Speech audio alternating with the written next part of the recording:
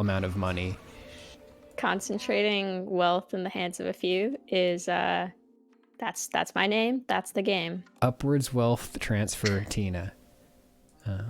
Tina Town loves putting wealth in the hands of a few. We believe in trickle-up economics here. I wonder if Walt and Terry or any of them were watching the stream and betting. I wonder if they bet on me or against me.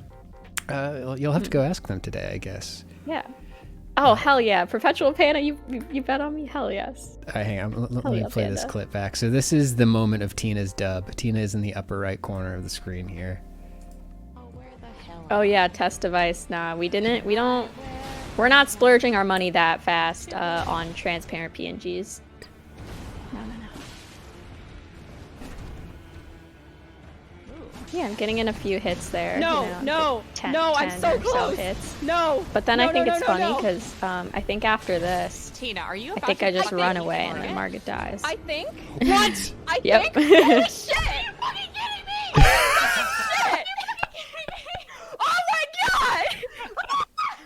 Oh, I fucking suck at this game. Yeah. Now, Tina, I want to talk about your decision the moment after you beat Margit before any of us.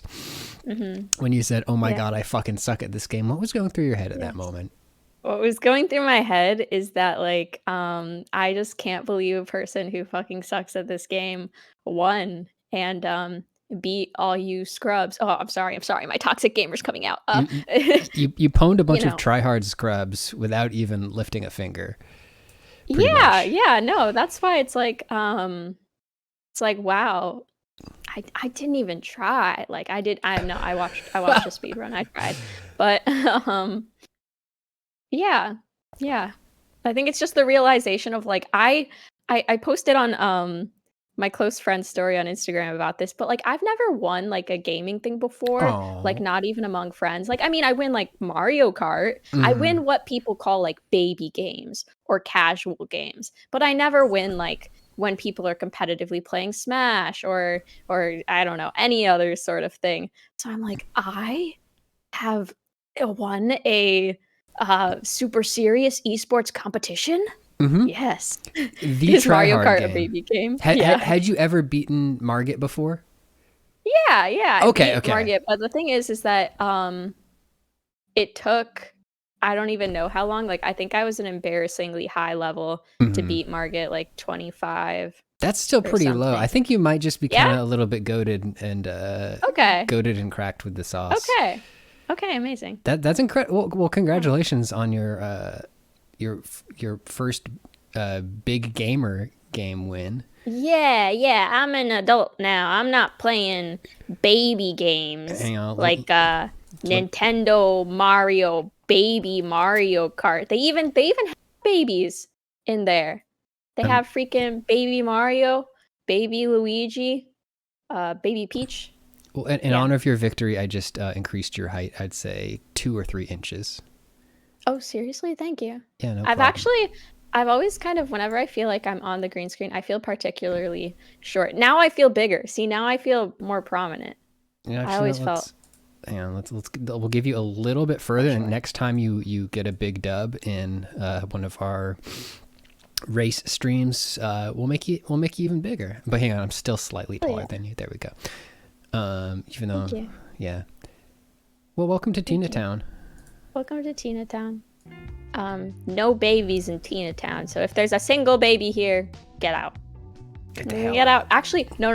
Mario Kart on 200cc. That's what my friends and I play. We're serious about Mario Kart. Like we are serious babies. Very serious. Wait, did you say 200cc? Yeah. That's a lot of CCs.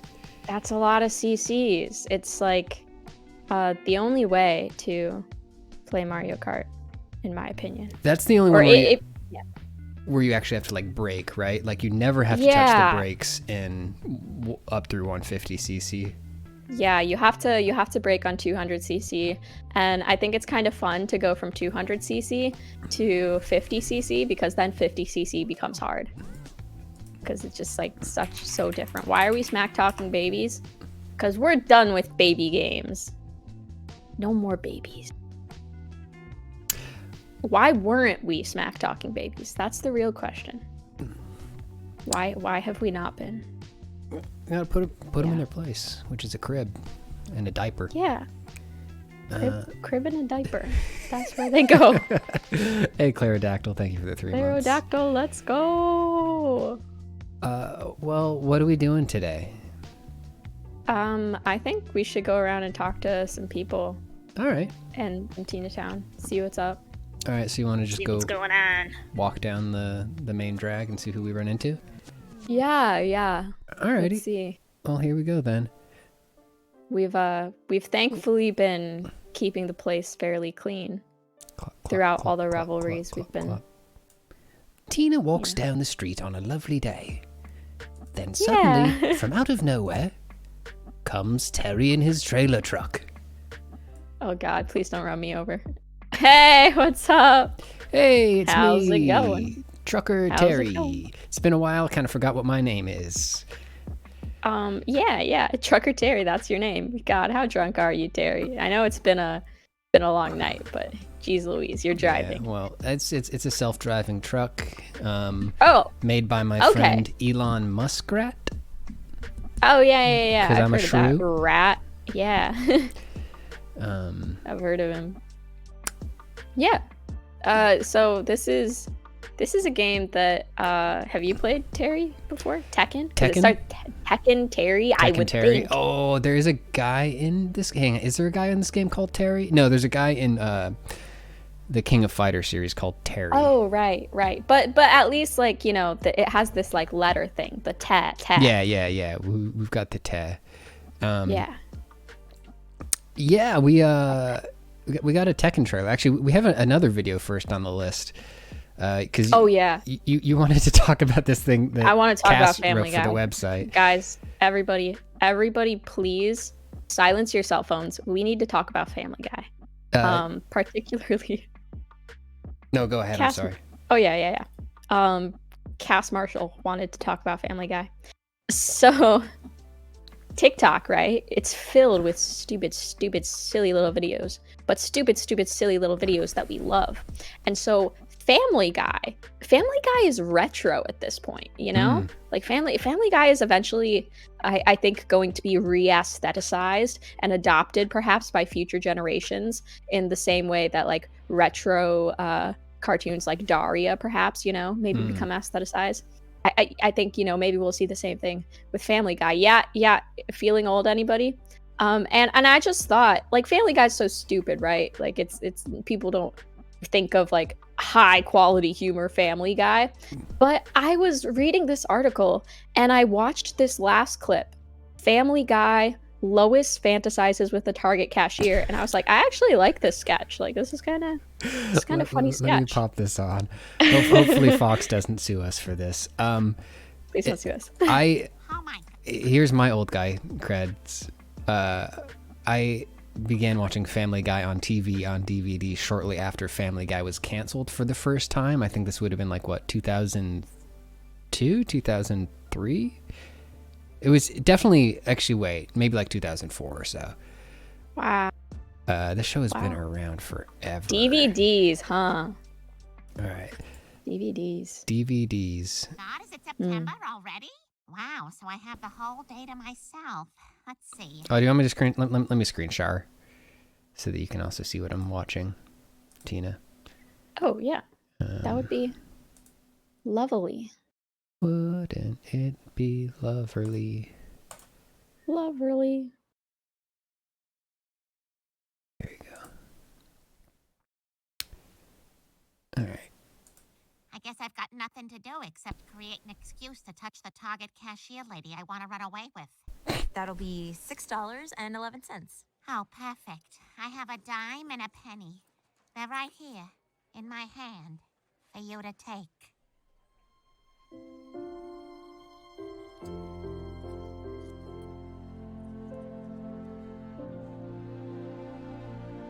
Sorry, meme shorts common. I know, right? I want to, but I can't.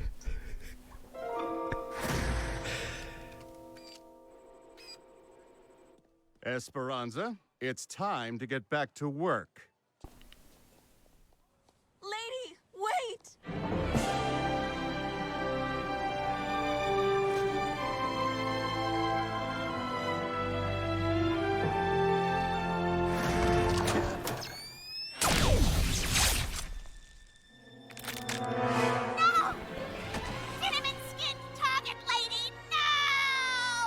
Target. Due to lesbian fantasies, we no longer accept change. Yep. That sounds like a Cards Against Humanity thing at the end that someone would fill in. Target, due to blank, we no longer accept change. You know? Are they using Cards Against Humanity in the writer's room? That's highly possible. That's highly possible. And yeah, I would just like to shout out again. Yeah, Meme Sharp, bro. I cannot. I'm hiding my phone. It looks like I'm watching fucking Family Guy clips in public. and Yarn, we're just watching. Tina Town has now devolved into simply a Family Guy fan club. Yep. That's all. Now we do Family Guy reactions, Family Guy funny moments reactions. But like you were saying earlier, like about the show being sort of reappropriated and aestheticized by younger people. Yeah, definitely. Like the Family Guy Peter Griffin death pose, I've been seeing popping off as like a meme. It's like entered the same sort of liminal, that's not the right word, it's entered the same sort of cultural space as like Shrek, the same space that like Shrek entered like 10 years ago. Yeah, things can come in and out of cringe, I think. Like, is it a good cringe? Is it an ironic cringe? And yeah, and I guess it's Family Guy's funny again. It's the Cass's point in this article, I think, has some merit to it, which is that like Family Guy was never about like stitching its jokes together in a logical way. It was just jokes. So then when a new format comes around that's like just contextless clips floating around in the ether, it adapts well to that. Yeah. All the incoherent stories that they just randomly cut off to. Like, remember that one time I was walking my dinosaur? Hey, look, they got a clip about that. So technically, you don't. Yeah. So thank you to Cass for writing that up. God, the courage of Cass to write a sentence that says, "Family Guy is good, actually." That's like we got to applaud the bravery. Wow. But it's a point. It's a take well defended. Simply wow. Hey, wow. Tekken. Yeah, Tekken. You were asking me, Terry the Trucker, if I know anything about Tekken. I want to turn that around on you. What do you know about Tekken? What do I know about Tekken? I'm pretty sure I had some Tekken games growing up on PlayStation, and I don't think I ever did anything but button mashing, and maybe played them a handful of times, like 5 times max, and that's about it. Yeah, I mean, they're great for that. Is the thing they're very fun button mashing games, and they're also very fun fighting games, like when you start getting nerdy about them. But they finally showed gameplay of Tekken 8 at the Game Awards, which we were streaming live. So how about this for an exercise for this trailer? Let's watch it, and then any questions you have about Tekken, I will do my best to answer based on what you see here. Okay, yeah. Okay. That sounds good. Let's let it rock. Sounds good.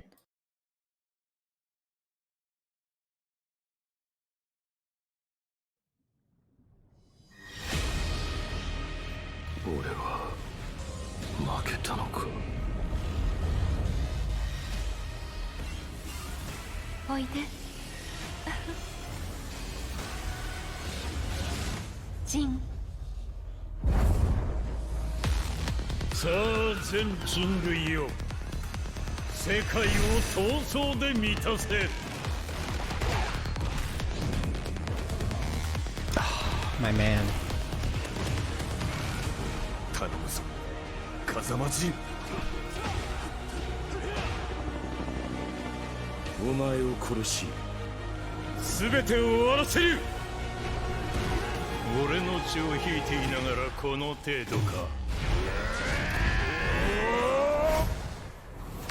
風間、俺はまた守れないのか。もろもろのままこと罪汚れ、清めましょう。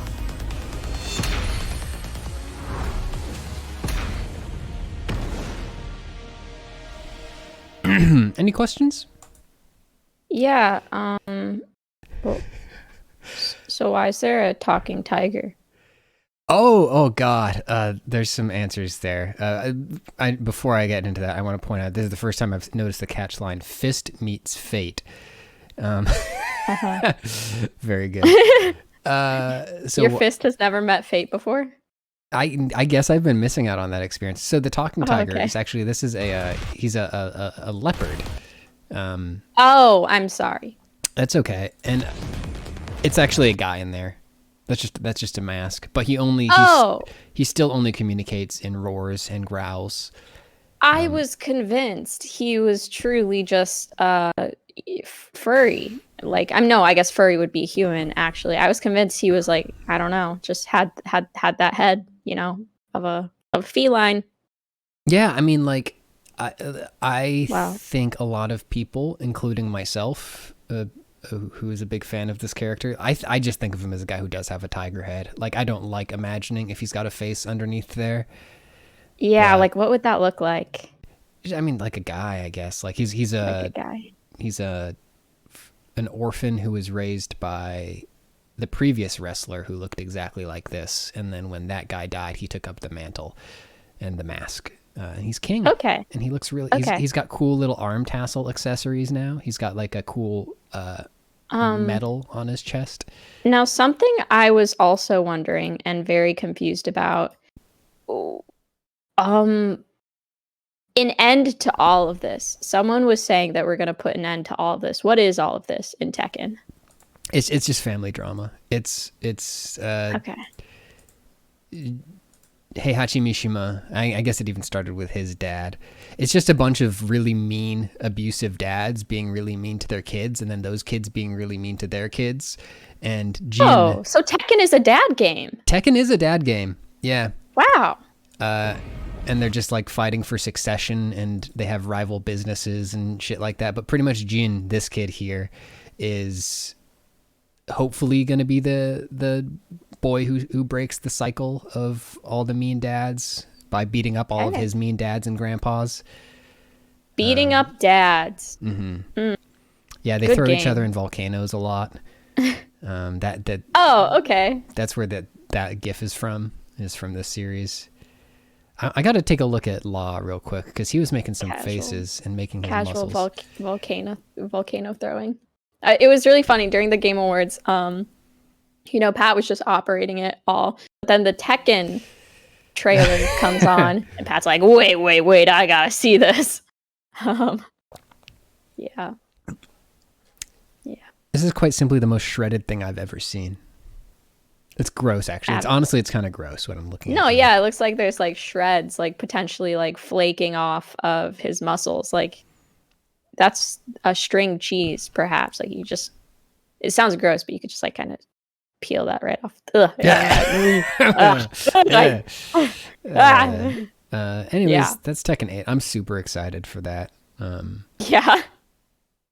Yeah, I don't give a shit about the aesthetics or the story. Tekken is one of those things where it looks dumb. Like there's no like looking at this goth half demon boy. It looks dumb, but that's okay. Yeah. That's okay. Yeah, like that's stupid. This is stupid. Who cares? Sometimes, but I want to play. Sometimes we like things that are a little bit dumb. Mm-hmm. Yeah. I think that's okay. What other trailers did we want to talk about today? Maybe some more from the Game Awards or that silly little video I sent. Ooh, let's save that one because that one is really good. Yeah. Let's okay, do we'll save that. Yeah, Armored Core 6. Armored Core. Rubicon. So as some of you may know, or only a few of you, or many of you, I don't really know how many. I don't know exact numbers. Clayton, who some of you, many of you, or maybe only a few of you, maybe none of you, made a video on Armored Core. And it's on YouTube. Because so like Clayton was in the know about this game, that it was coming up. And I think the funny thing is, apparently there's a ton of Armored Core games. Like this isn't Armored Core 6, it's like Armored Core 18 or something like that. Yeah, so it's one of those ones where they do a lot of like half step entries or little spin-offs and stuff. Yeah.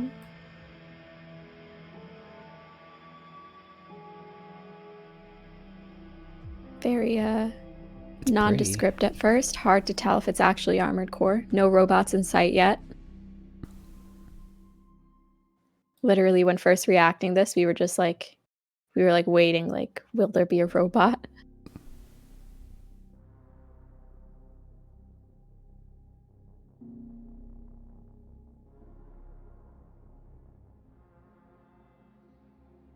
Guys, don't judge how armored their core is. I bet your cores, you know, hardly have any armor. Or maybe if you do have a lot of armor on your cores, you didn't always have armor on your core. Takes a while to get that much armor. Yeah, it doesn't just happen overnight. Yeah. These are cool robot designs. They are. I really wonder what the gameplay is going to look like, right? Because it's been so long since... Because, this is, like, clearly a cinematic. But, you know, it's been so long since the 2006, was it, game? The last game that they did of Armored Core. That it's like, okay, what are the graphics going to look like? What is the gameplay going to look like? It's exciting. Like, is it just going to look like Gundam Evolution? Or...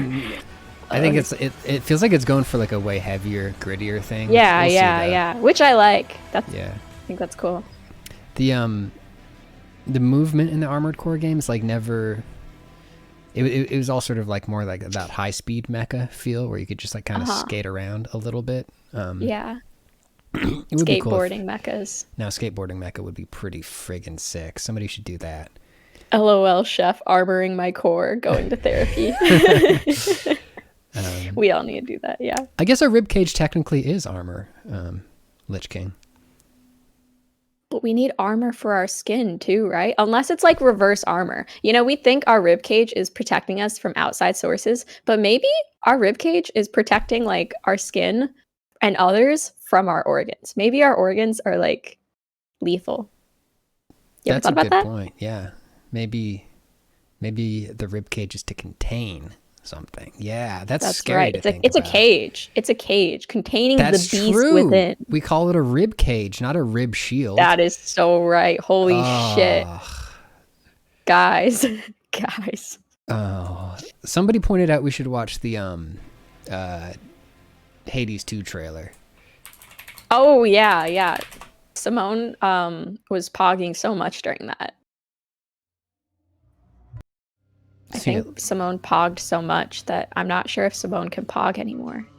She might have used up all her pogs. Oh, I was running the stream actually for this, so I didn't. Or sorry, my friend Pat was running the stream during this, so I didn't get to see this. Oh yeah. The curved blade. Pet the frog. I mean, just like the first game, like the design and everything is just like the art, beautiful. So cool. Why are her feet glowing? You know, I think that's just the theme for this year, glowy feet. Like Jeff Keighley had really bright shoes that were like practically luminescent from how shiny and bright they were. Same thing with her. She's got prosthetics. Yeah, I was gonna say, I wonder if it's like swappable prosthetics that your build that you're doing each run is like swapping new limbs on. Or maybe she just has really hot feet like her brother. I know, I see that in the literal sense where his feet would leave burning marks on the ground. Nobody clipped that. You're nobody not clipped just that. calling Nobody clipped someone's that. feet hot. So I never knew, Terry, that you're a feet shrew. I mean, listen, it's all I can see down here. Into two things: trucks and hot feet. Oh my God, Dora! I didn't see Dora before. Dora, oh my God. Vengeance for your family awaits you. He is no mere titan. I want to back that up and look at some of those characters that they showed.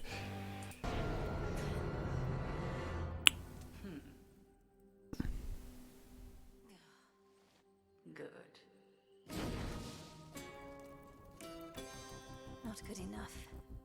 We can but learn. I can't wait to see the cosplays for these characters. Out there. Now go.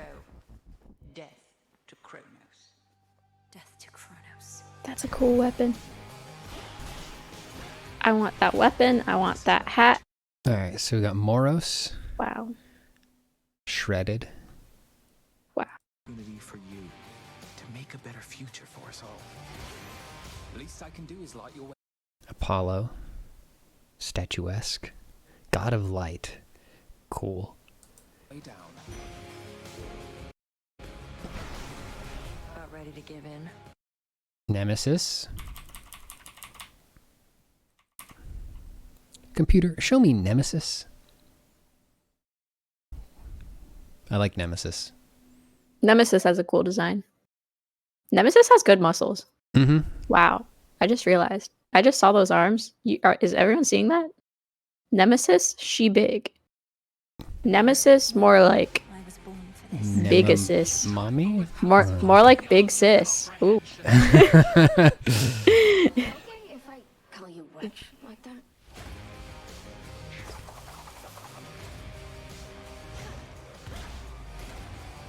Yeah, this is gonna be sick. Nema, yes? Nema, Yeah. yes. He is no mere titan. He is time itself. Interesting. God, I've been replaying the first one of these, and it's real good. I never got around to playing it, but I always thought it looked pretty. I think you would probably enjoy it a lot. I should play it. Now that I can tell myself internally that I'm doing work by playing it, by like informing myself for my job and future career, Mhm. It's not wasting the days away. It is professionalism. Yes, indeed. What are you doing in my room, Nemesis? the jokes on this name. Moving on. Hey, you want to intro? What is this? So this is it just looked really cool. I don't know, it's by some like indie developer we've never heard of before. Not sure if they've made any games before, but surprisingly pretty. Ken Levine? Anybody heard of this guy? Yeah, this is the new thing from the, I guess not the studio behind BioShock, but the guy who came up with BioShocks.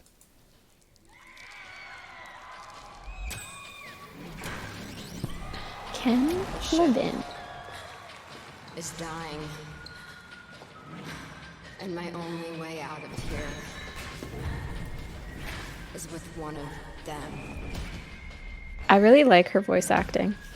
I don't know what voice actor that is, but I don't know. I liked her voice. It's cool. I like the music too. It's a trailer core remix of a sea shanty. Oh, that's what. Oh, a remix of a sea shanty. That's so good. And yeah, I think that's who it was. Ken Levin, the guy from Maroon 5. I think that's who this is by. Yes. Yeah.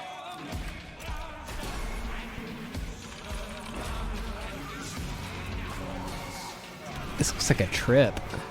It looks very fun and cool and quirky, and You know what? yeah. They're right. Yeah, it makes me curious, which is, I guess, what a trailer's supposed to do. Yeah, it's like we have no clue what it's about yet. You know, how this is different or unique in its own right. But it's definitely got a similar vibe there. It's like maybe some people who know a lot of things about aesthetics in the chat room, or you, Tina, can fill me in. I feel like, okay, so BioShock, the first one was art decor, right? Mm-hmm. Mixed with the undersea thing. The next one was like Art Nouveau mixed with the sky thing. Mm-hmm. Is this a is this a vibe? Like what vibe? What did I say? Art Deco?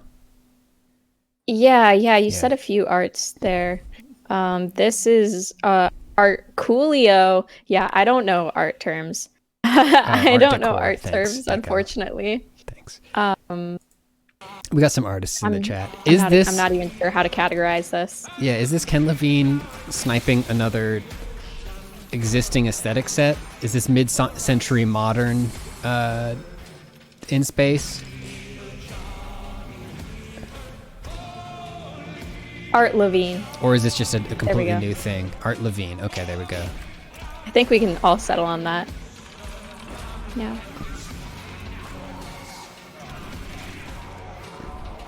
Art Garfunkel. Art Garfunkel. Yeah. And you know what? They're right.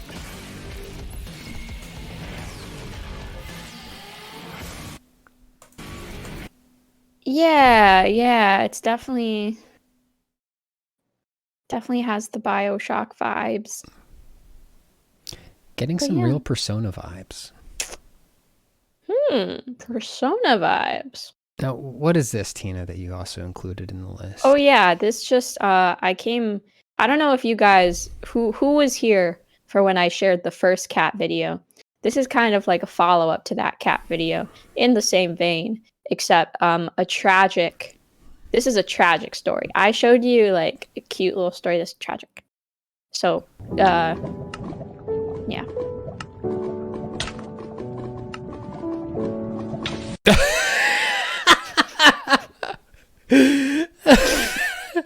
That one.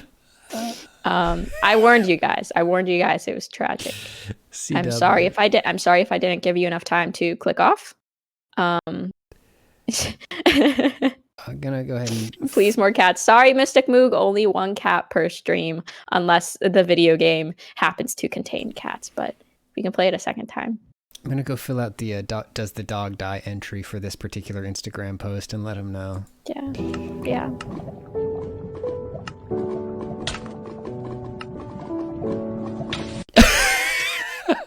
The piano in the background is so funny. I mean, look, I know I don't want to make everyone sad today. Spoiler alert, this is fiction. The cat didn't actually die. The little cat probably just slipped off the couch or a table or something and went plop. Oh, the cat fell into the beans. It really happened. That was a lot of fun, Tina. I think that's everything I had loaded on the truck for today. Oh my gosh. Oh, well, thank you for that last doozy. Yeah, no problem. Always glad to deliver. Wink. I'm the truck driver. Hey. Well, good luck with the rest of your deliveries today. Wait, I forgot to ask. For the Great Market Race, I'm just curious, like, if you bet on me, if so, how much you bet on me? Like, yeah. Were you at the Market Race? I was at the Market Race, yeah, and I bet, I'd say 20 Dogecoin on you. And oh shit! Yeah. Of course, I'm gonna bet on my homie Tina, and I'm very rich now. And with the earnings from that, I went out and I got you this. Hang on. I went out and I got you this. I gotta figure out how to turn a thing off real quick. Okay. Back truck up. There we go. It's okay. I know it's a really full truck. You got a lot of stuff in there. Just take your time getting it out. Yep. Almost there. Time. Oh yeah, this is what I got you. Okay, here we go. I went out and I got you this. Oh my gosh! All three? Yep, these are all yours. Wow, none of them say Margit on it, but it surely does. A cupcake, a beer, and a hot dog. Remind me of Margit. I'm going to treasure these forever. That's right. Chef FC in the chat says 3 wins, 3 awards. This is what I need. The cupcake represents the sweetness of your first victory over Margit. The Gritty McDuff beer represents me being drunk on power. You being drunk on power as you went to beat Margit again, and then the hot dog is just you hot dogging on everybody else who was in the race when you decided to go beat Margit a third time. Yeah. Incredible. And the cherry on top represents Sir Rajier. Yes, our friend. Shout out to Sir Rajier. Hopefully, I don't know if Sir Rajier was allowed to place any bets or gamble. Probably not, or no, he was on everyone's team, so maybe he was. No, but then he could sabotage people. That's true. Yeah, it would be insider trading. And what is he? Yeah. Yuji Naka? Yeah. Oh, yeah, speaking of insider trading. You heard about that, Terry. Yeah, I'll talk to Walt about that. Okay, cool. All right, well, I'm going to head on down the road. Sick. Well, have a lovely day. Have a cool day. Yahoo! And Alaskan Hero Terry. subscribed. Oh my god, a little departure sub for Terry? Yeah, Terry, you can have that one. That sub is for you, Terry. And so Tina continued walking down the road, clip, clop, clip, clop, clip, and they decided to stop by the corner store. God, I love being a clip-clop walker. So fun. Clip, clop, God, clip, I'm clop, hungry. Clip, clop, clip, clop. Glad we're going to the deli. Hey, it's me, Walt R. Bear. Hey, how's it going? Good. Just looking at the news, making sure that the floor's clean, making sure that I don't know how to run a store. I got to be honest with you. No, well, you're doing a great job, I think. Well, thank you have products in here, and I think that's what stores are supposed to have. So you have step number one at least. Good job. Yeah. So if anybody comes looking around and they're like, "Is this really a store?" I can just point at the stuff and say, "Oh, I got all this." Like, what do you? What do you think all this multiples of products are lying around for? If this were just my home, I would only have one bag of crisp taste, or maybe 5. But no, you have like 20. Yeah. Nobody would buy a bunch of product and let it just sit on the shelves for the purpose of covering up other illicit businesses in the background. No, no one would do that. Hey, But you see these latest news stories? some of them maybe, yeah. Let's show them to me. I want to know what's up. I've been kind of distracted the past. Man, it's been a month since I've seen you. Yeah. Well, so this is all like a month kind of catch up, I guess. Addison Rae is in Final Fantasy now, and so is her crop top. Oh my god. So tell me who is Walter Tardigrade? Yes, that's what I am. Who is Addison Rae? Yeah, so Addison Rae is a TikToker who has like 100-something million followers, Jesus. probably, maybe on TikTok, or maybe only 80 million. I don't really remember. I don't know if like both her and Charlie are over 100 million. But she has a lot of followers, and so, everybody wants to do a collab with her, including Final Fantasy, and it seems so random. Like, when I read this headline, I was like, oh my god, gaming has gone to shit. What the heck? But then, yeah, Meme Chart, I read the article, and apparently this has happened before. This is just a Final Fantasy mobile game, by the way. I shouldn't say just. Some people love these mobile games. But she jump scared me in the trailer. She jump scared you. But yeah, Ariana Grande also had and Katy Perry were in Brave Exvius. So it's nothing new. It's just that, maybe people shit on it more because it's a TikToker rather than a musician, and people don't respect TikTokers and everything. So yeah. Is Addison Rae, does she like do music? Does she do like dancey stuff? Is it? Oh my gosh. Okay, yeah. So completely off of gaming, but just this still relates to entertainment. Polygon covers entertainment. I'll open our Addison Rae division. So Addison Rae she released one song called "Obsessed," and a lot of people memed on it. Because they were like, this song is so bad. I don't think it was like bad. I just think it was like very clearly like kind of, I shouldn't say corporately made, because it's not like she's with a corporation, but it's kind of like you can tell when like a person with a platform without that much music experience kind of just like gets handed a a good decent or good producer and they just like make a very standard song that just felt lacking of creative flair. But apparently she's been working with Charlie XCX. I think Charlie XCX was working as a writer on some songs for her. So I'll be really interested to see what stuff she ends up coming out with. I mean, is she British like Charlie, or is she? Oh no, she's American. She's American. Yeah. Yeah. Let me just try to figure out what the actual integration here with this game is. Yeah, I honestly can't tell. Like, is it a card? Is it a?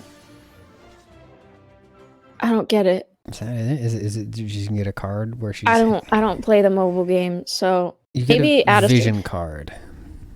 Vision card, yeah. Maybe Addison Rae plays the mobile game, but I don't. I actually played a I played a Fire Emblem mobile game once. Oh yeah, I played that one for a day. Yeah. Yeah. So. Well, there's that. There's that. Anyways, let me read a bit from so Ana Diaz reported this one out for us. Popular TikTok creator Addison Rae has arrived in the Final Fantasy mobile game War of the Visions, Final Fantasy Brave Exvius. Addison Rae is one of the most well-known creators on the video sharing app TikTok. At the time of the publication, she has over 88 million followers. Oh, wow. How did I guess it? I was like, I somehow something deep in me knew it was in the 80 millions, even though I have not seen Addison Rae on TikTok since maybe like 2021. I just knew. Since 2021, like it's a long time ago. Yeah. I mean, on TikTok, that is a lifetime. That is. Okay, so Addison Rae joins the game for a limited time starting Wednesday. The art of her character shows her holding a bouquet of flowers and rocking her typical look of a crop top as she rides a chocobo. I know they're called chocobos. And then there's just this anime boy just staring lovingly at her. That's very funny. I think that's funny. I think the card honestly would have been better if it was just Addison Rae on it, because I feel like the anime boy just like artistically looks different from Addison Rae. It does, so yeah. It feels like a weird mishmash. Like the anime boy was just like photoshopped in there on top of the art. It's hard to make a anime likeness of a human being. Yeah. Especially if it has to like fit within the established art style of a different anime thing, without like in One Piece or whatever like that. Sometimes Oda will just like draw a guy whose like face is way more detailed than everybody else because it's like based on an actor. And this seems to be like sort of splitting the difference there, right? Where it's like less anime stylized than adoring anime boy, but more it's her husbando. And there's a little glowing phone down here. That's cute. It's cute art. I would love to have art like that made of me. So go her. Yeah, we'll work on getting the Xtina GG Final Riding Fantasy a chocobo. combo. Yeah. We'll reach out to them. We'll see what they got going on. Hey, yo. What da? What? Yeah, that's a oh my god, I know that. If only I had my copyright here with me. I should have brought it. But yeah, this is just a quick little boop bop that Polygon made a video game zine. Nicole Carpenter did all this reporting. Incredible work. And interviewing, talking to like unionizers. And it's a US focused unionization explainer. And yeah, it has like all the information on like how people unionize, why they unionize, the exact steps and everything. It's really, really in depth. And if you would like to share that explainer, you can share this article. If you look up Polygon unionization zine, it should come up. If you want to share it, especially if you know anyone in the gaming industry, if maybe they're not at a company that's unionized, they might be interested in reading an explainer about what video game unions are and the ways in which other people have been unionizing. Yeah, it's an incredible piece of reporting. It's also an incredible thing to just have because we had some really good art made for it. It's got this, you can see some snippets of the art here, but the whole thing is printable. If you have a printer, we have printing instructions there if you want to print and distribute it. Or if you just want to have a printed copy for yourself, it's free. Free to everybody. But yeah, Nicole did a lot of great interviews with people who are thinking about unionizing in the video game industry, people who have unionized in the video game industry. Good thing. Everybody please check this out. Don't read it on your work PC, says Vaporize. Good point. Google just kidding afterwards. Yeah. How to start a union, just kidding. Just kidding. Yeah, Torch, it's unions are very powerful in certain parts of Europe. And actually this article goes into a little bit about let me try to find that section. It might be around here. Yeah. I know that personally, like for me, I think joining a company that already had a union, I think was so exciting because like I was so shook by what my salary is or like was when I heard it. I was like, I did like a little lap around the house because it was like significantly more than what I was getting paid at a real estate job as an admin where, you know, they were selling like $1 million condos or whatever. Yeah. So it's like, but it's like, wow, I get paid more now just fucking working in gaming. Like unions go crazy. Yeah, as a person who was here before the union, it was massive. It was simply massive. The moment when me, Walter Bear, the moment when I was like, oh wait, I'm not like rich right now, but I am no longer scared that my rent checks are gonna go through. Yeah. It was huge. It was huge. But also just all the other benefits for health, us pushing for better, you know, trying to get stuff on the books for diversity and inclusion and all that stuff. Walt, do you have any employees? Nope, just me. I'm a union of one. A union of one tardigrade. But the sorry, Torch was talking about Europe's unions. One thing I was reading about specifically was Sweden's unions a while ago, and how the unions there are powerful enough that essentially they have pulled up the benefits packages for non-union jobs there too, because those jobs need to compete with the union jobs. So then they're like, okay, well shit, we got to offer stuff nearly as good as these union jobs. So yeah. It's one of those rare rising tide, all ships situations. Anyways. It makes me, like, I don't know how, like, video game unionization is different from other workplace unionization, but I kind of want to, like, hand off this pamphlet to, like, someone at my old real estate company, because, like, we were getting so underpaid, granted how much a real estate company makes. Yeah. But I don't know. Maybe it's different. Yeah, this is very video game specific. Yes, but enough union propaganda. Let's talk about extremely uncomfortable shit. Yes. God, so we were covering the Game Awards when this stuff went down. I didn't even hear what he said because you know, he had like kind of like a thick accent, so I could not make out what he said at all. So I didn't think he said anything weird. I was just like, oh, I just can't make out what he's saying. Okay. Yeah. But then there seemed to be some confusion. And then when I read it later, it was like, what? Yeah.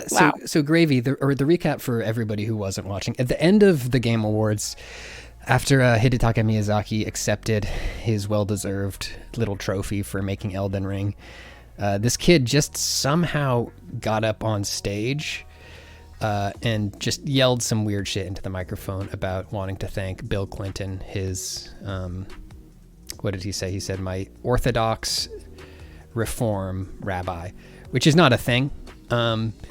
And he was wearing the Yeezys. So people reached out to him, including Maddie Myers from our website, and tried to figure out what the fuck this kid was talking about.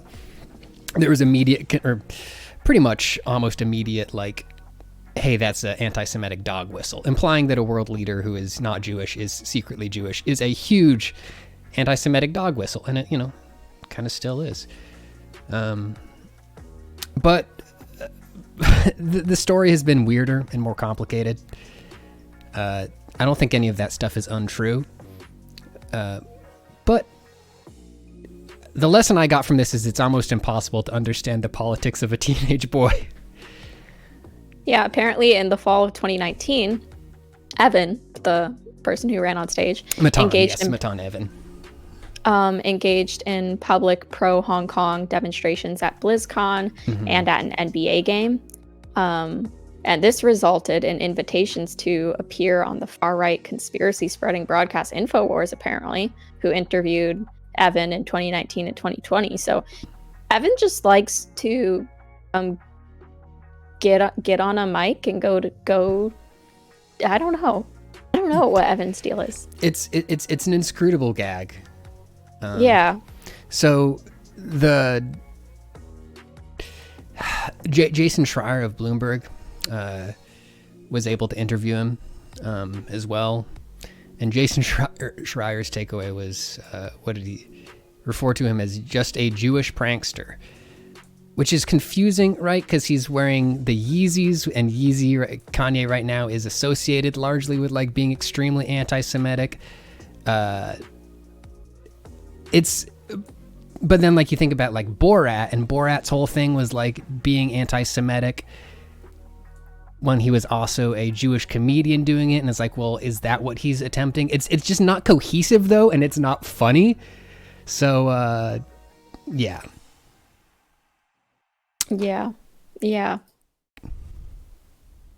Weird stuff. Because like even in what he was interviewed with, Maddie interviewing him, apparently he said he thought there was an extremely high chance that Bill Clinton himself would get a personal invite. So it sounds like part of him is just like memeing even in this interview. Yeah. Yeah, that's right, Lance. Yeah. When asked about his own political leanings, Evan insisted that the only future candidate he would vote for is Bill Clinton. Yeah, just sounds like a lot of memeing. This probably.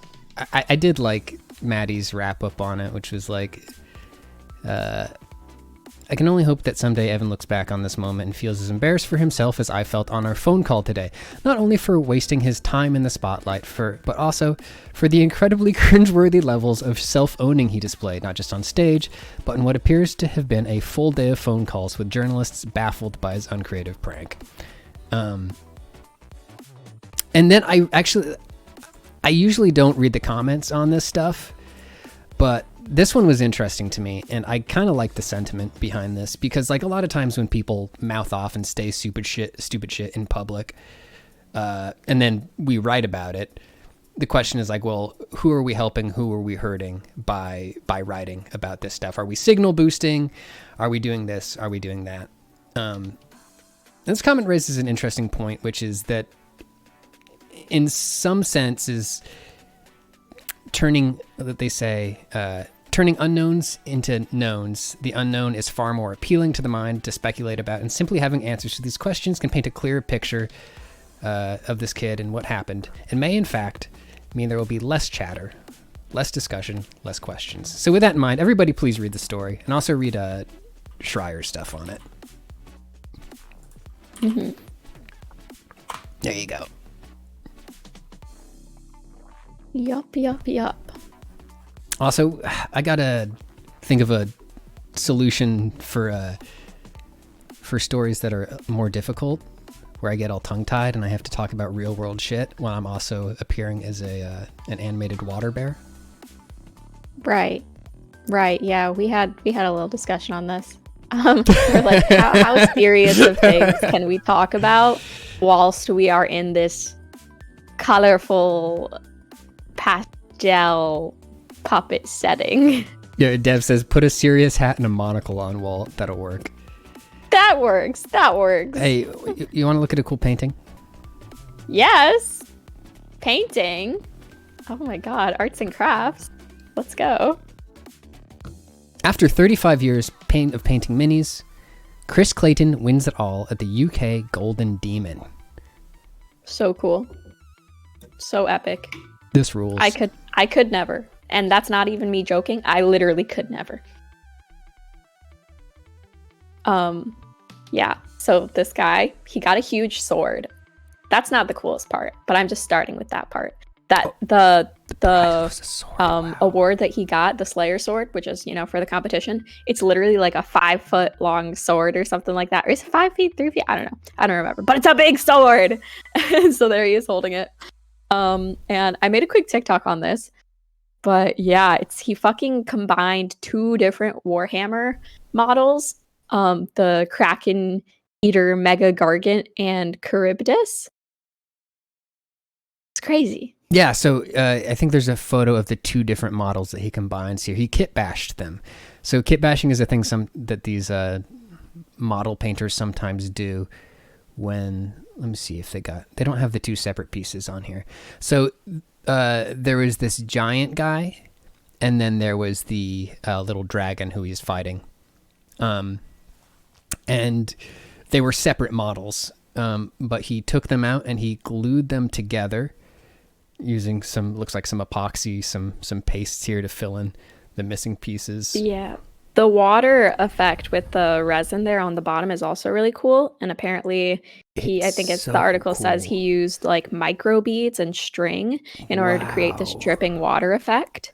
That's like dripping from the dragon. Dripping from the tail. That's so cool. That's like string and micro beads covered in resin apparently, or something like that. And the Kraken, the Kraken eating Mega Gargant, so the giant, that's 8 inches right there. And so then the base is probably 4 inches, maybe something like that. So maybe 12 inches total. It's so cool, man. I wish I could do this. Yeah, no. Maybe one day I'll have enough room for like a little craft table and I can paint some stuff like this. Right. Having a little craft table is so nice. I've been thinking about that, you know, just either that or like having a dining table that you can put a little cloth over, but then you have to move your stuff, you know. But yeah. It's so is that resin down there, you think? Like the transparent stuff, probably? I think so. I think that's epoxy resin. Wow. I believe. Yeah, the water effects, so cool. The detail on this stuff is so neat too. And like if you look closely, and let me post the link to this so people can look at these images in higher quality. There's like, he's got this like pouch with little guys hanging out of it, like he's been like collecting little guys and sticking them in his little rope pouch. Yeah. He painted mini guys on his mini guy. Like, huh? What? That's so cool. I wish it would be sweet to see some of the other runners up for this competition. Right? Yeah, that would be really cool. But this shit rules. Yeah. What's next? Really dang cool. Wednesday. Hey, I thought it was Tuesday. Yeah, ba-bow. We're a day early. So this article is, I think, like a little bit of a critique on the Wednesday show, but I kind of just wanted to talk about the Wednesday show in general because it has made quite a big splash. I don't know how many of you guys have seen it. It apparently beat Stranger Things season 4 for most watched first week debut by I think like 6 million watch hours or something like that. So it was like kind of close. It was like, yeah, because the total was like 360 something million watch hours. And yeah, I enjoyed the show. I thought it was like a little bit basic times in the sense that, you know, you got the love triangle and some of the lines are kind of cliche. However, I thought it was enjoyable, you know, creating the spooky vibe of Nevermore. Yeah, enjoyable, but you know, I think that's perhaps a great way to describe it. Like, I don't leave it feeling like, oh, that was so inspiring or amazing. I was just like, oh, that was just enjoyable content to watch. But it did really well. Did really, really well. I'm always surprised by like what has super wide appeal. Like the fact that who's watching this, I guess, is my question. Is it people who have nostalgia for the Addams Family? Is it people who just like sort of spooky gothy stuff? I think spooky gothy stuff is a big appeal, like dark academia, because I don't think a lot of people have ever consumed Addams Family media, as far as I know. Yet people know like who the Addams Family are. So it's just like, it's very appealing in the sense that it's like a coming of age kind of thing. So like the coming of age plus the that dark aesthetic, dark academia kind of thing, plus the recognizable IP of the Addams Family, I think all makes it kind of appealing. Yeah.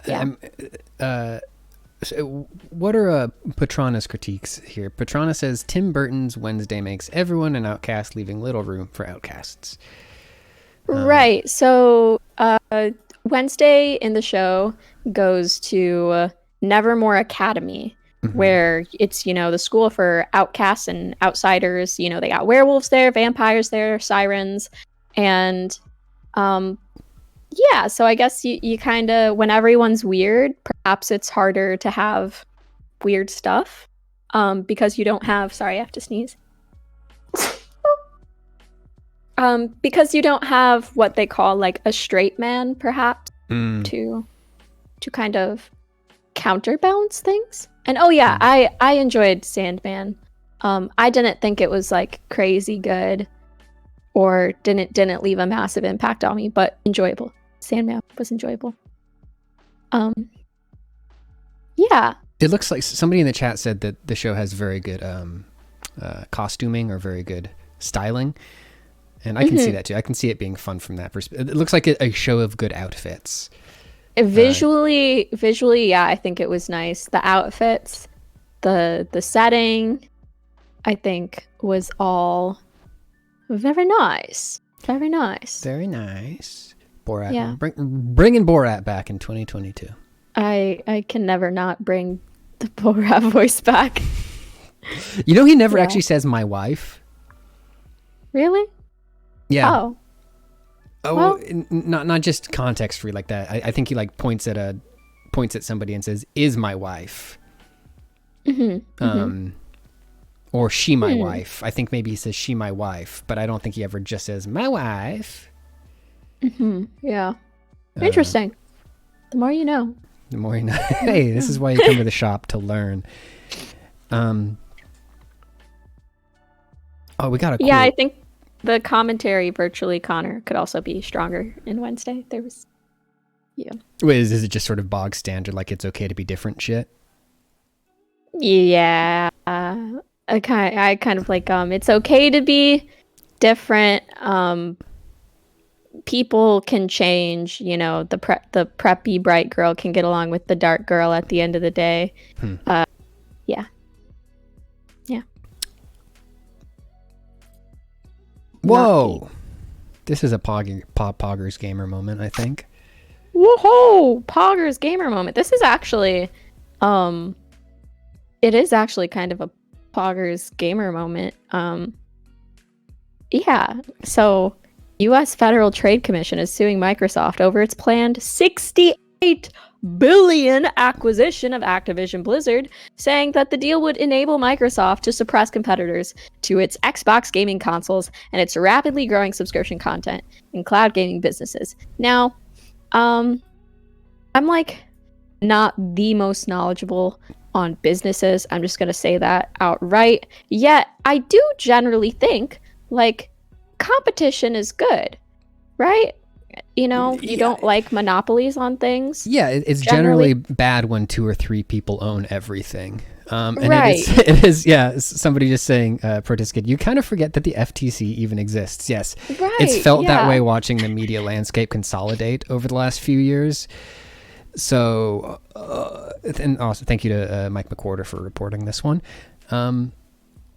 So whether or not the FTC can win this one, we will see. Hopefully it can get some good precedent on the books for this sort of consolidation stuff as it gets more and more common. Yeah. Oh, Nicholas JT, sorry, quick thing I just want to comment on. It's okay to be different as long as you're a hot young person. That just reminds me of another show that just dropped real quick, Lookism. It's based on a webtoon. It just dropped on Netflix.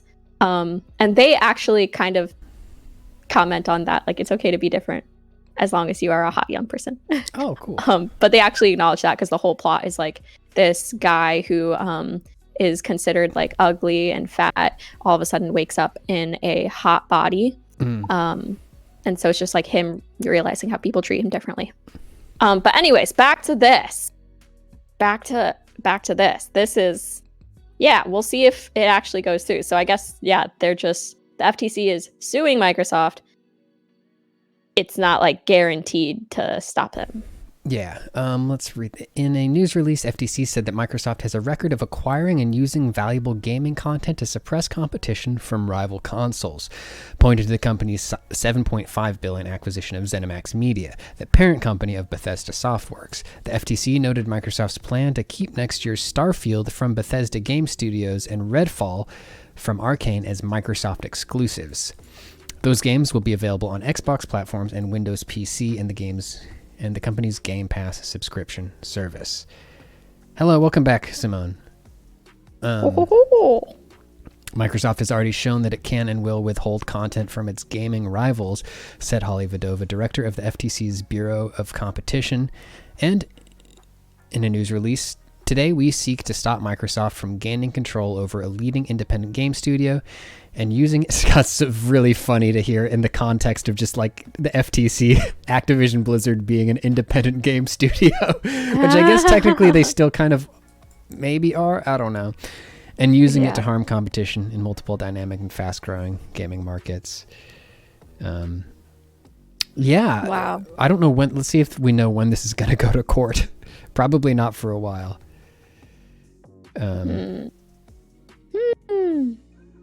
I'm super curious to see how this unfolds, though. Like, yeah. Although Polygon played Monopoly, Monopolies, not great. Independent game studio in the context of not being owned by anyone. I guess so. Isn't Activision a publisher too? There's always a bigger fish, I guess. Walmart in Arkansas is a locally owned business.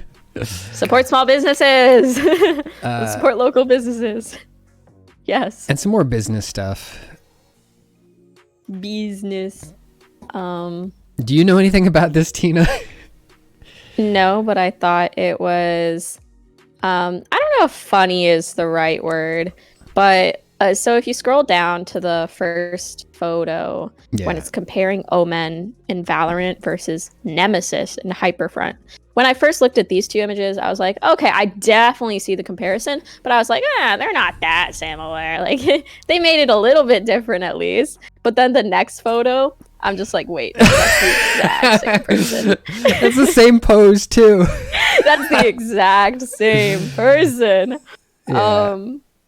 And this just like happens all the time when, I mean, like, yeah, like Pokemon game ripoffs, you know, like Nintendo loves suing people too. We love to sue here. So yeah, I don't know. It's just like, what makes someone think they can just do this? Like, I know there's like so IP and like ideas are like so hard to protect sometimes, like in any industry, like even in like fashion, you know, a designer makes something and then, you know, maybe a week or a month later there is a dupe on Shein or AliExpress. But like games, it's like, I don't know. Games, it's, yeah, I don't even know. It's pretty close. I mean, like, the idea of having like a cool moody hooded guy is not the most original thing ever in gaming. But yeah, I feel like if you show it's a bit too close here. If you showed a layman these two images, they'd be like, yeah, that looks like the same game. It looks like the same exact guy. You have a skin for him. You can change his color. They would be like, great. That's funny. So, but you can't copyright clothing designs. That's interesting. Interesting. Interesting. Oh, wacky stuff. But you can copyright clothing designs in the sense that you can copyright the way Omen looks, and that's the same clothing, buddy. Hyperfront. What's your favorite video game ripoff? That's a topic for the chat room. What's everybody's favorite video game ripoff? I don't know one off the top of my head that I can think of. There were, I mean, the 80s, there were so many of them. 2048. God, Dota 2. What was Dota 2 a ripoff of? Dota 1. A lot of good Street Fighter 2 knockoffs. Yes, that's right, Nick. Warcraft 3. Fortnite. Yeah, you're right. Fortnite is one too. I guess Fortnite is like the most successful knockoff. Wait, what was Fortnite? Oh, a knockoff of PUBG? So I think the very first one was, who was it? Was it World War Z? Not World War Z. It was an Arma mod that turned into a zombie mod that then had a battle royale mode, and then PUBG I think spun off of that one, which was also an Arma mod. And then Fortnite came from that. Wow. Yeah. And now we have the battle bus. Now we have, guys, don't forget, if you still play Fortnite, don't forget to get your free Winterfest Guff skin holiday. Super cute. It's for free. Yeah. Don't forget to get it. Imagat says Fortnite had a lot more story focus before the battle royale mode. Yeah, I remember I remember watching that game be in development for like 5 years, and then finally blew up as a BR. H1Z1 and MineZ and stuff remained non-mainstream until the boom of PUBG. That's so weird, yeah. Fortnite being story, because right now the story of Fortnite, as far as I am aware, is just like, oh my god, a new person just passed through the portal of the multiverse. Welcome to the metaverse. Aliens. Yeah. Back when it was about surviving in a fort at night. Yeah, that's literally what it was about. It was just so... And now it doesn't even have forts anymore. The world's gone fucking crazy. It's gone fucking crazy. Next time, they're gonna make the game entirely during the day, because people are gonna complain. People being me, that it's too dark to see people when it's dark, when it's nighttime. And they're gonna take all the forts out, so it's just gonna be called normal day. Yeah. What the shit? Out in the open day. Open day. What is this about? Oh, yeah. Okay. MTG drama. So I feel like this is just like, they gave a fireside chat about, because Hasbro for a while has been meaning to and has successfully done so, growing the Magic the Gathering's profit. Like, I forget how long ago they said it, but they were just like, we want our Magic the Gathering division to make more money. And so like, that's why, I think like Secret Lair got developed, like all these like drops and things. But then they went too fucking far. They went too far by making, for the 30th anniversary of Magic the Gathering, they created anniversary boxes where you can get 60 cards, a random 60 cards, or proxies, non-tournament legal, of the beta set, from the first year of Magic. So like stuff that's like Black Lotus and, all those rare cards, but they're proxies, so they're not tournament legal, just to celebrate Magic the Gathering. But it's $1,000. $1,000 for these proxy cards. And people were like, huh? You're crazy. And I wish I grabbed the link ahead of time, but it's so funny because like when they posted the anniversary box is live on Twitter, all of the replies were just people responding with the Magic the Gathering card greed. That was it.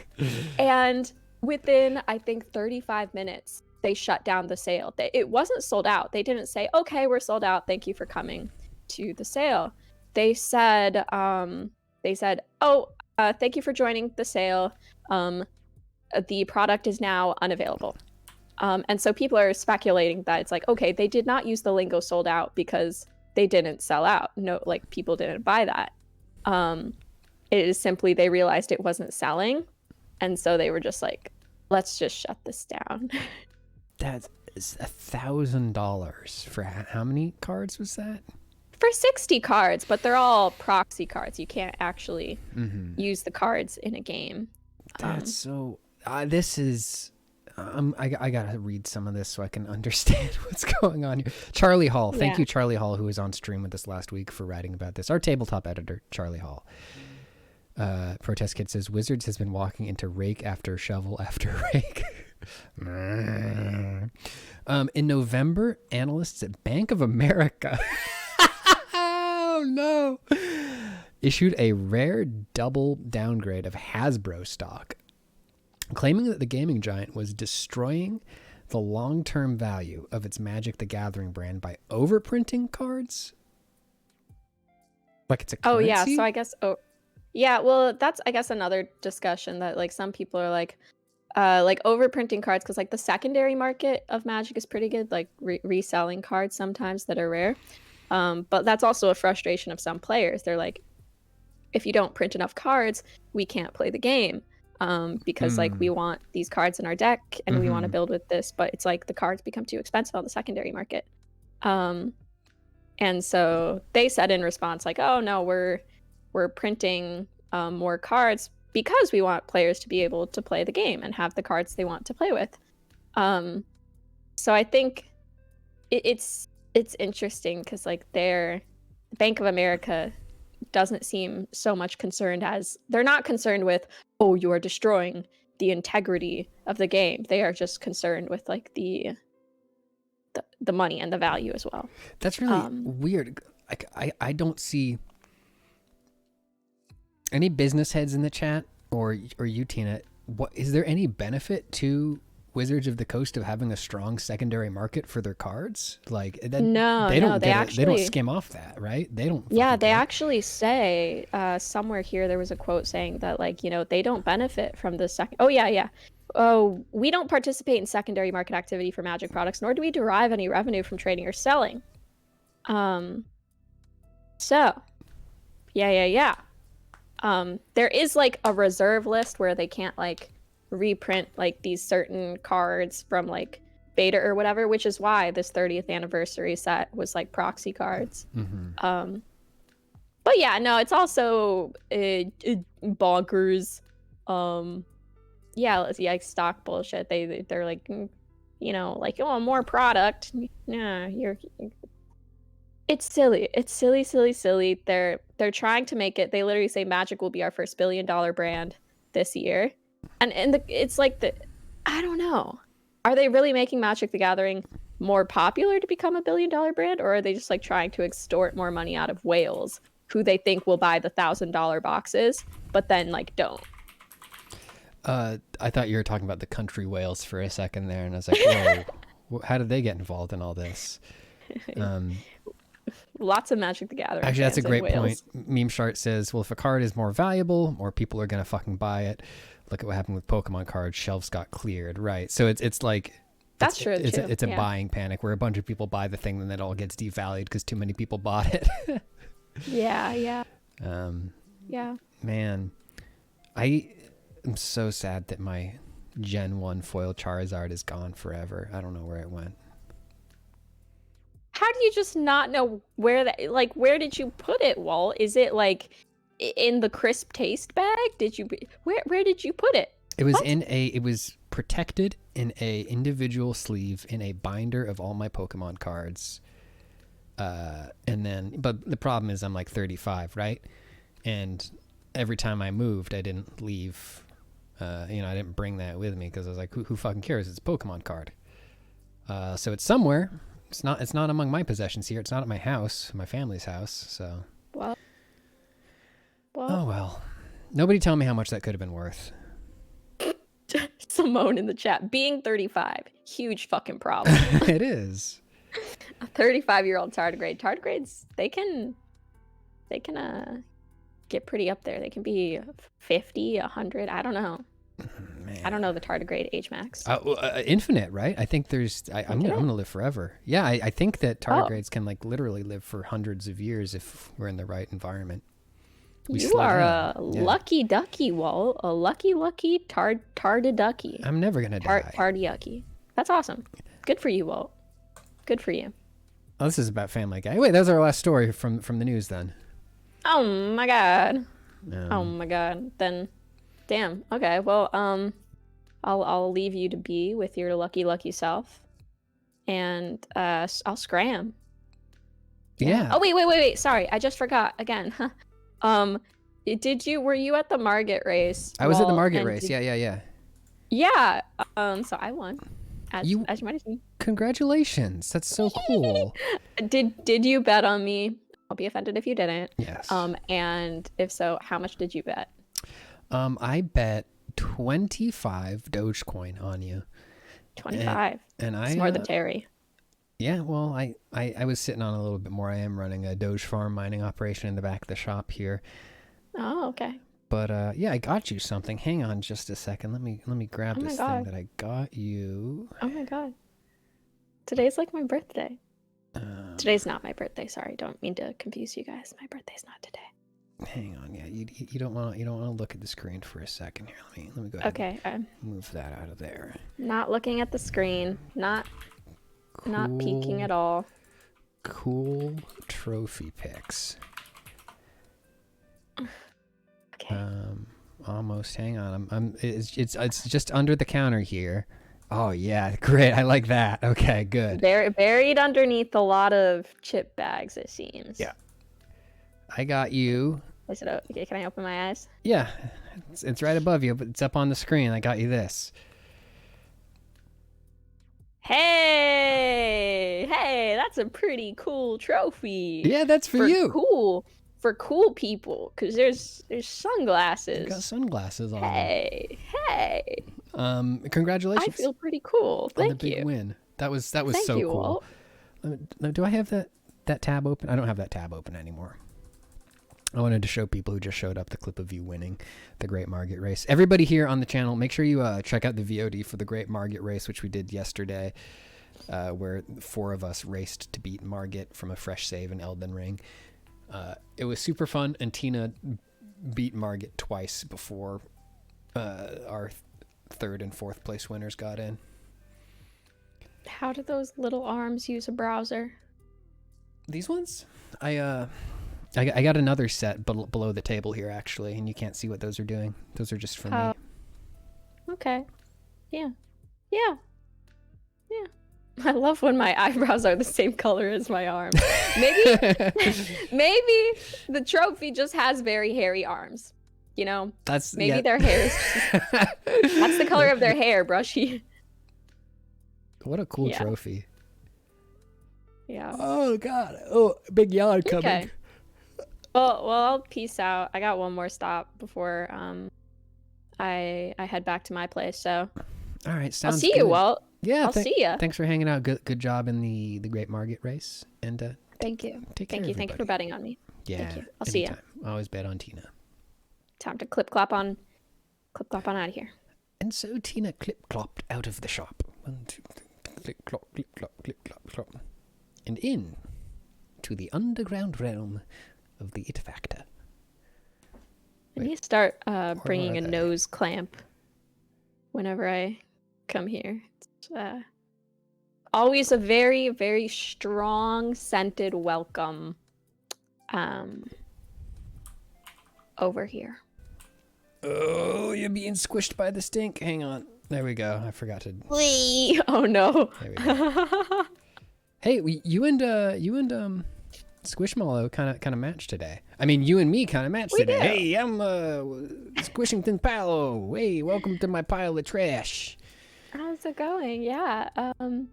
Thanks for having me. I'm always, love coming over. I love how you always prepare your place to be nice and ready for me, nice and ready for guests.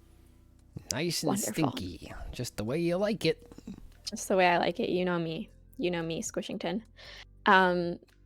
Yeah, so I've just been celebrating today. I don't know about you, if you've heard the great news about Tina Town, that we brought home the Margit trophies, actually. Oh yeah. That's great. Actually, I have something for you here. God, literally everyone is so kind. It feels like, when you're like, maybe you're in theater and you just like finished a play and then your parents get you flowers. It feels like the whole audience is my parents now, bringing me flowers.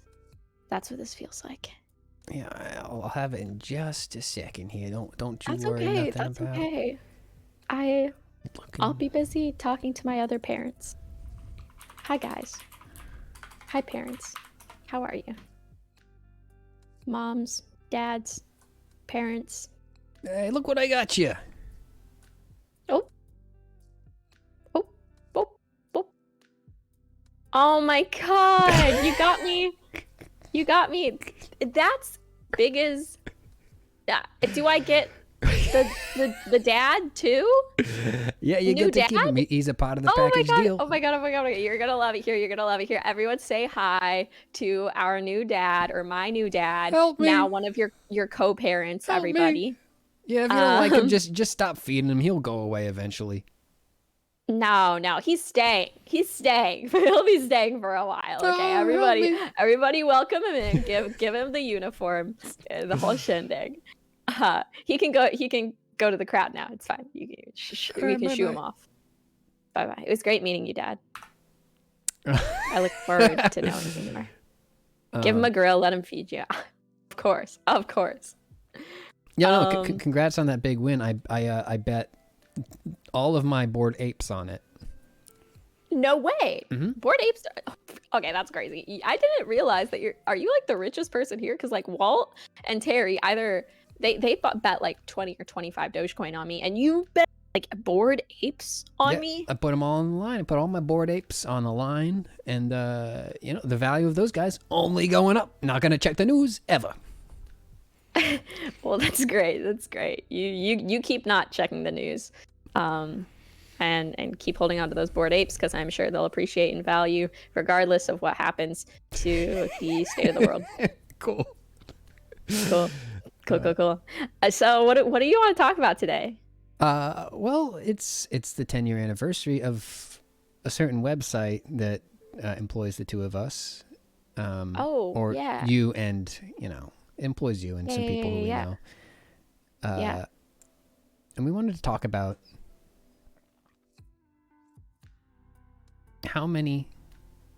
what is the polygon count of Polygon? And I'm gonna, as a visual aid, I'm gonna put this right on the screen so we can determine that. The polygon count of Polygon, right? Because I think this is a great it factor that you've chosen today, because Polygon, you see, is actually has been around for 10 years now. Apparently, like Polygon's actual 10th anniversary was like October 20-something, 2022 of this year. But like Polygons, we're celebrating it this week. We're celebrating this week to wrap up 2022. Polygon's 10th anniversary, which is crazy. How many polygons? I mean, okay, so like first we have to define a polygon, I think, in order to figure this out. So a geometry, noun, a plane figure with at least 3 straight sides and angles, and typically 5 or more. So if we, like this little symbol here, how many sides does this have? 1, 2, 3, 4, 5, 6? I'm counting 6, so, yeah. Yeah, that's 6 sides. And then if each triangle within this shape counts as a polygon, because if they said at least 3, usually 5. So, but they said at least 3, so a triangle is a polygon, yeah. Yeah. So then that's would be a polygon. 1, 2, 3, 4, 5, 6. That's 6 polygons within the 6-sided polygon. So that's 7 polygons total. What? Right? 1, 2, 3, 4, 5, 6. Because there's 6 triangles. Yeah, right? yeah. And each triangle is a polygon, so it's just 6, right? But no, but the 6 triangles, they make up an extra polygon Oh my God, what? when you put them all together. But also if you think about it, if we start dividing this overall polygon shape into 2 different things, like these 4 polygons, triangles, into that square. A square can be a polygon, maybe, because they said a plane figure with at least 3 straight sides. So what you're saying is how many different polygons could we extract from this one polygon? But it wouldn't be all simultaneously. We would need to decide. This could be, hang on. God, how many configurations? I think I'm dying. Please don't die on me. The smell of a corpse is far worse than laundry.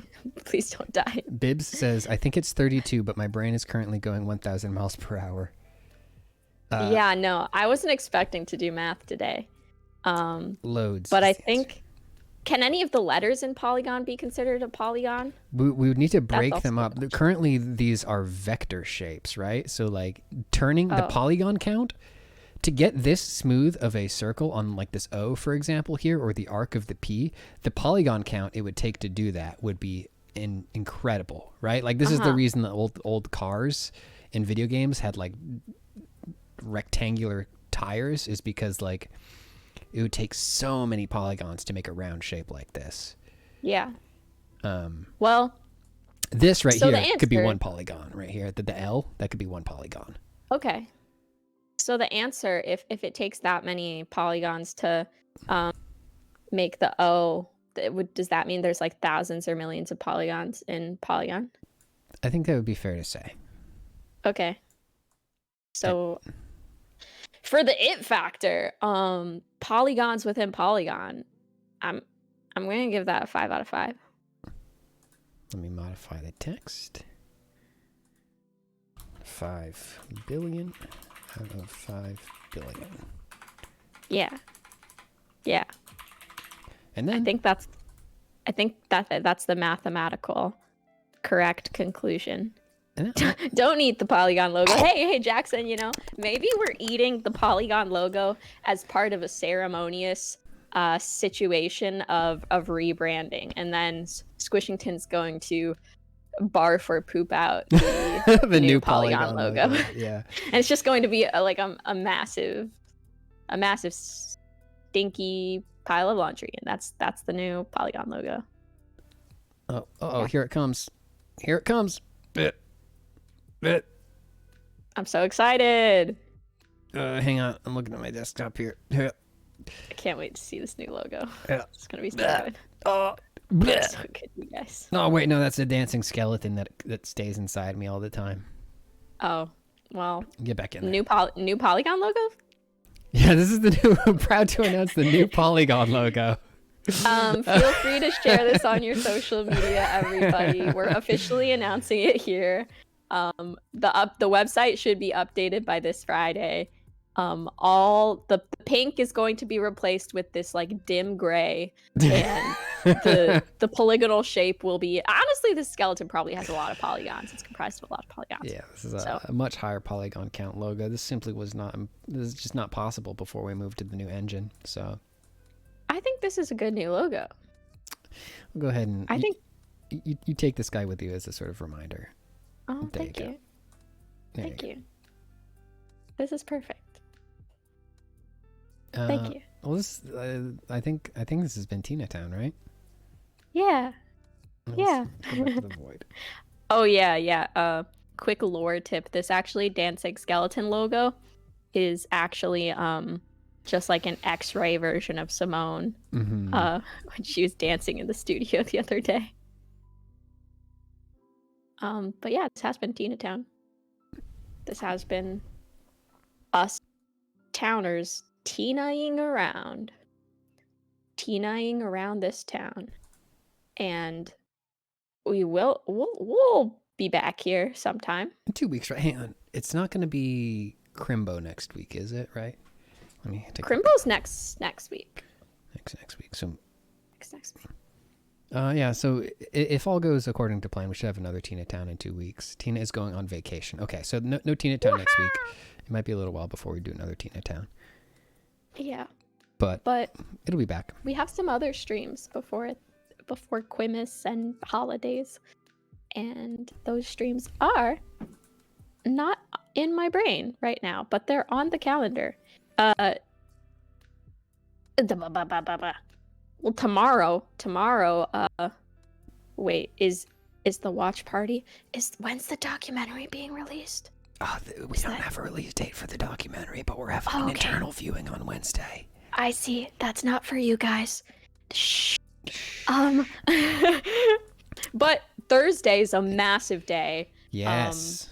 Probably even bigger than the Margit race, I think. No. But up there. Getting close. Okay, it's up there. Avatar Day. The blue people return. Mm-hmm. Simone did something special for it. So tune in on Thursday, 3 p.m. Avatar Day. Friday, Dwarf Fortress with Clayton and Pat. Monday, I'll be doing Pokemon Arceus with Clayton. And Tuesday, Shredder's Revenge. Yeah, we don't need to go that many days in advance. Just come tomorrow for Avatar. That's all you need to know. A lot of streaming still on the plate. Yeah. Come whenever at 3 p.m. We're on most days at this point. Except for Wednesdays. Yes. Dorf. Yeah. Steven Dorf Fortress. Okay, everybody. Yeah, see ya. Make sure to floss. That's my hot tip of today. My insider trading tip of the day. Make sure to floss. I will never floss. Goodbye. That's okay.